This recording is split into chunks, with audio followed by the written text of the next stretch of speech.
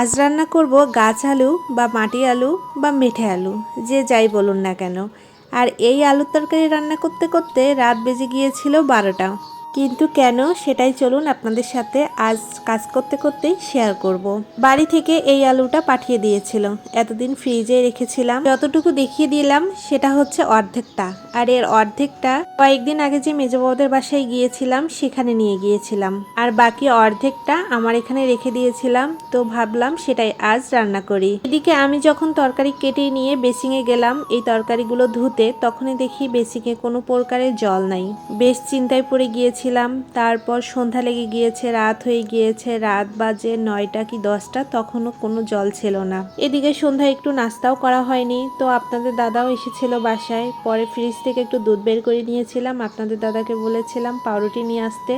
তো সে ডেনিস পাউরুটিগুলো নিয়ে এসেছিল, তাকে পাউরুটি আর দুধ দিয়েছি, আর আমি চাল চিরা দিয়ে এই দুধ খেয়েছি। আপনারা অনেকেই হয়তো এই চাল চিরা জানবেন না, কিন্তু এই চিরাটা আর কি চাল থেকেই বানানো হয়। আগে ঢেকিতে বানাতো মায়েরা দেখতাম, কিন্তু এখন মেশিনেই বানানো যায় আমাদের ওই দিকে। তো যাই হোক, নাস্তা করে রাত 11:30টার দিকে জল এসেছে। তারপর আর কি কোনো তো রান্না করিনি, তো এখন রান্না করতে চলে এসেছি। আর আজকের এই আলুটা রান্না করব।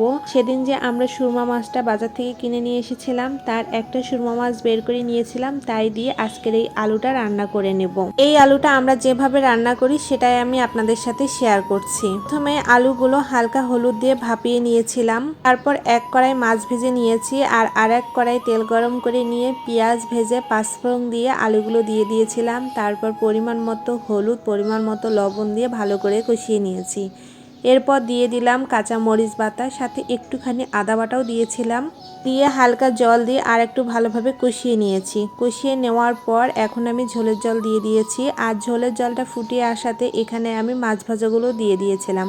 মাছটা একটু ভালো করেই কিন্তু কড়কড়া করে ভেজে নিয়েছি। এদিকে ঝোলের জলটা ফুটে এসেছে, মাছটাও সিদ্ধ হয়ে গিয়েছে। তারপর নামানোর আগে জিরার গুঁড়া আর তার সাথে গরম মশলা বাটা দিয়ে দিয়েছিলাম, আর তার সাথে সামান্য একটু ধনে গুঁড়াও দিয়ে দিয়েছিলাম। তরকারিটা কিন্তু আমার একদম রান্না এখন কমপ্লিট হয়ে গিয়েছে। এখন একটি ডিস্কো পাতিলে নামিয়ে নিলাম। আমরা তো এই আলুটা এভাবেই সহজভাবেই রান্না করি। আপনারা কে কিভাবে রান্না করেন যদি দেখে থাকেন আমার এই ফুল ভিডিওটা, তাহলে অবশ্যই কমেন্ট করে জানাবেন। এদিকে আলুটা আমি নামিয়ে নিয়ে ভাবলাম কিছু একটা ভাজা করে নেই, শুধু এক তরকারি ভাত কেমন হয়ে যায়। তো এখানে আমি কিছুটা বেগুন ভেজে নিচ্ছি, আর বেগুনের সাথে সকালে আমি মসুর ডালের বড়া বানিয়েছিলাম। খাওয়া দাওয়ার পর এই কয়েকটা ছিল, ভাবলাম একটু গরম করে নেই। রান্না শেষ করে এসে দেখলাম ঘড়ির কাঁটায় 12টা প্রায় বাজতে চললো। এদিকে রান্না বান্না করে প্রচুর গরম লেগে গিয়েছিল, তো ভাবলাম আগে ফ্রেশ হয়ে আসি, তারপর রাতের খাবার খাবো। আর এই রাতের খাবার খেতে খেতে আমাদের দেখা গিয়েছিল রাত 1টাও বেজে গিয়েছিল।